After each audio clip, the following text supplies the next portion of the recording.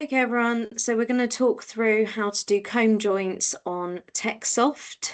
So you'll have your designs, you'll have your measurements and everything like that on your cutting lists or on your final design. So what I recommend you do when you open up TechSoft, just so that you've got a bigger workspace, if you go to Setup, Drawing, Layout, and then I would just change it to ISO A2 and press OK. And then you need to save your work in Student Areas, Design Technology, and then in your year group and class folder. And just save it as something very sensible. I've done a few of these now, so I'm just going to save that as. Okay, so save it something sensible. So your name, a rough description of what it is. You could even write the material and thickness that you plan to cut it in. That's also really helpful. Like that. So we're all set up, ready to go. I'm going to make a comb jointed tray that will be cut out of bamboo, which is 3mm thick. Now, again, just a few things before you get started. I would go and reset up your grid. So you just double click on this one here. And at the moment, it's on a 10mm by 10mm grid. To help you, I would change that to 5 and keep your step spacing to 1. So it may feel very, very busy, but that's a good thing. And I would imagine that whatever measurements you're doing will be a multiple of 5. So for that reason, I would do grid lock. So imagine we're doing like a 4-sided tray that would then have a base. By being on grid lock, you can see it sort of snaps to the nearest sort of dot, if you like. So I'm going to do mine so that it's a height of 45 and a width of 250. Like so, and mine's just going to be a box, so a square box. If it was like a rectangular box, you would just need to do sort of the same height again, but obviously do a shorter side. But for the time being, I'm just going to do one. Now, if your material is 5mm thick, which may well be the case if you're using sort of 5mm bamboo, then you've got a really easy job when it comes to doing the comb joint bit, because all you need to do is draw some more rectangles on either end, just snapping to one dot.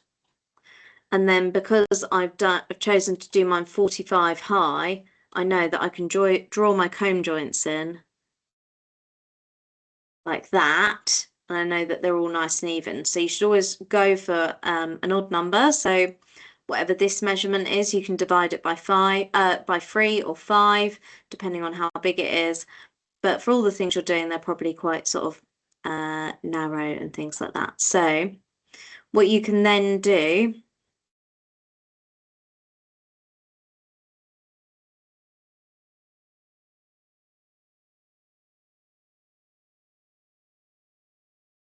see this copy box down here, so you don't have to draw anything out again if it's the same size.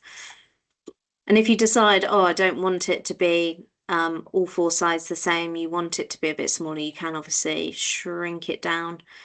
Actually, no, you can't, because that's compromised those measurements. So what you would have to do is take that measurement down and then move this small part here. Then you could do this and copy it like so. And what you can do just to double check your measurements, this button here, dimension lines, snap to each end, snap to each end. And again, I'm always keeping myself on gridlock, so I'm staying nice and steady so that you know exactly what your measurements are. Because then if I was going to draw a base for this, I would want it 250 by 185. So I'm just looking at the little rel button or section in the bottom sort of right hand side, so 250.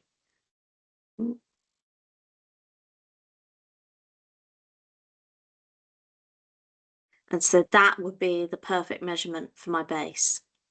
And then what you then need to do is go to this delete part button. And it's important that you do the same thing on both ends.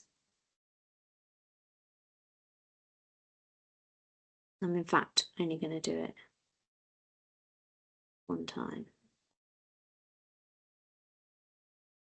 So you might have to do it a few times because we've got sort of lines over the top of lines.